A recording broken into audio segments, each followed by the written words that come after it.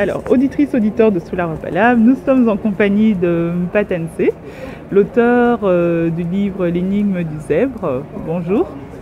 Bonjour, Achaïso, c'est ça? Oui, alors merci donc de nous recevoir. Alors, vous êtes l'auteur de L'énigme du zèbre, mais vous êtes aussi et avant tout médecin.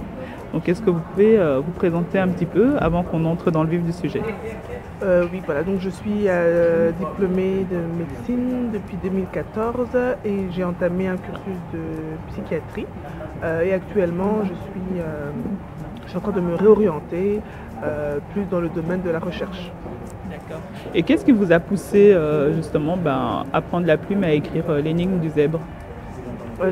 J'écris donc depuis toujours et c'était vraiment naturel pour moi d'écrire ce livre.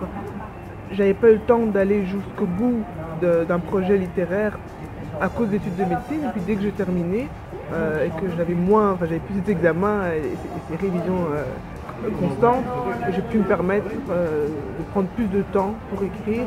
Et j'ai choisi ce thème parce que c'était le thème qui, à ce moment-là dans ma vie, était le plus prégnant, le plus important.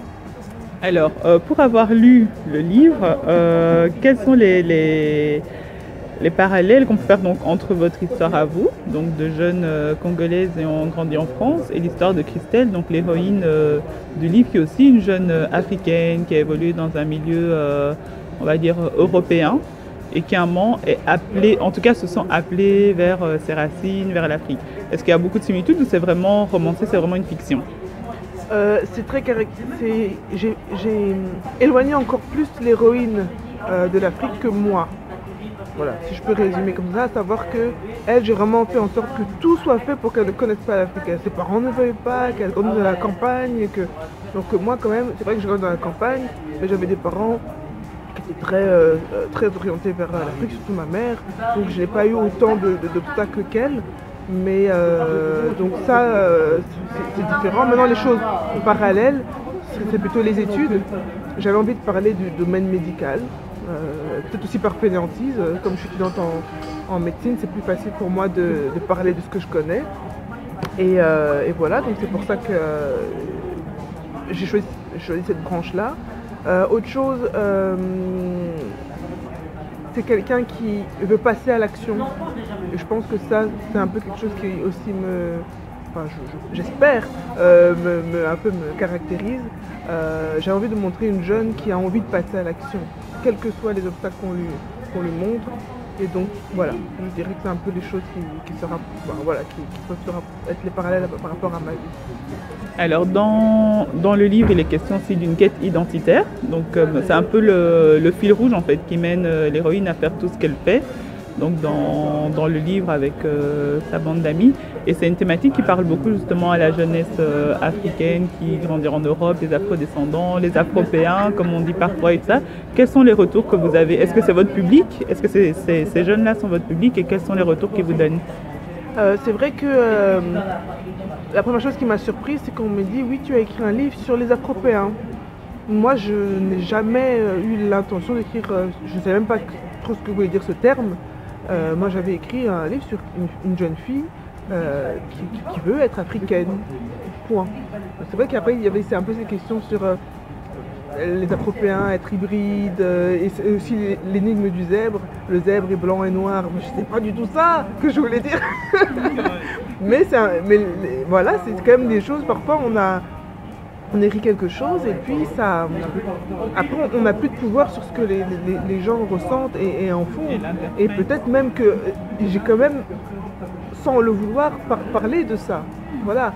Mais c'est vrai que moi c'était plutôt l'optique elle va à l'encontre d'autres Africains et elle s'attache, mais pas juste de façon superficielle. C'est vraiment quelque chose où elle trouve un sens à sa vie, un sens identitaire, mais aussi un sens économique, un sens actif. Hein, et vraiment, tout tourne maintenant autour de récupérer son dû. Parce que c'est vraiment ça en fait. Hein. Le mieux, c'est récupérer ce qui nous appartient. Et pour moi, après chacun pense ce qu'il veut, et c'est ça aussi que j'aurais voulu faire passer dans le livre, c'est que vraiment chacun pense ce qu'il veut, mais qu'elle a décidé qu'elle devait récupérer son héritage qu'on lui avait pris à un moment donné dans l'histoire. Alors que d'autres lui diront, mais non, voilà, tu es française, ton héritage c'est ça, maintenant, etc. Et elle dit non. Voilà, et donc je voulais parler de ceux qui refusent vraiment de perdre l'héritage africain. Et est-ce que c'est votre public? Est-ce que c'est ce public-là que vous rencontrez? Moi, en tout cas, c'est le public en écrivant. J'ai vraiment visé ce public-là. J'aurais pu écrire un livre d'amour ou quelque chose de plus global, mais j'ai vraiment visé les gens qui ont comme ça une pointe au cœur quand on leur dit mais l'Afrique, c'est pas pour toi, c'est plus pour toi. Donc c'est vraiment eux que je visais. Bon, maintenant, j'ai eu d'autres retours de personnes qui n'avaient rien à voir avec la cible et c'était juste une histoire de vie finalement avec quelqu'un qui s'accroche à ses rêves. Et c'est vrai que ça peut toucher quand même pas mal de monde. Voilà. Et donc, pour insister encore, quels sont les retours concrets? Est-ce que les gens vous encouragent? Est-ce qu'ils disent non, c'est pas du tout ce qu'on vit? Ou au contraire, c'est vraiment ce qu'on vit et on attend la suite? Parce qu'il y a quand même un petit goût de trop peu à la fin du livre, sans tout dire. Bon, en tout cas, j'ai eu que des retours positifs. Les retours négatifs, entre guillemets, que j'ai eu, c'était plutôt parce que ils n'avaient pas la suite. Et aussi que pour les personnes qui étaient déjà très très très loin, entre guillemets, dans leur quête, pour eux, ils disaient oui, mais pour moi, ça me rappelle mes tout début. Mais maintenant, moi, je suis vraiment à un autre niveau. Donc, c'était peut-être ça. Mais il fallait bien commencer par quelque chose et j'allais pas directement aller au niveau de, je sais pas moi, des combattants comme, je sais pas, Dr Mukwege qui sont tellement loin qu'on ne comprend pas vraiment où ils trouvent leur force, quoi. Donc j'ai commencé par des gens lambda qui me ressemblent, qui nous ressemblent et qui se lancent dans l'aventure. Merci beaucoup. Alors, où peut-on vous trouver et trouver le livre? Alors le livre, il est achetable sur internet, www.enigmeduzèbre.com. Ça c'est une première chose.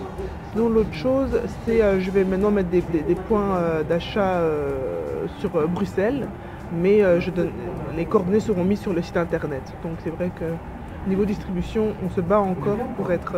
Mais ça marche bien.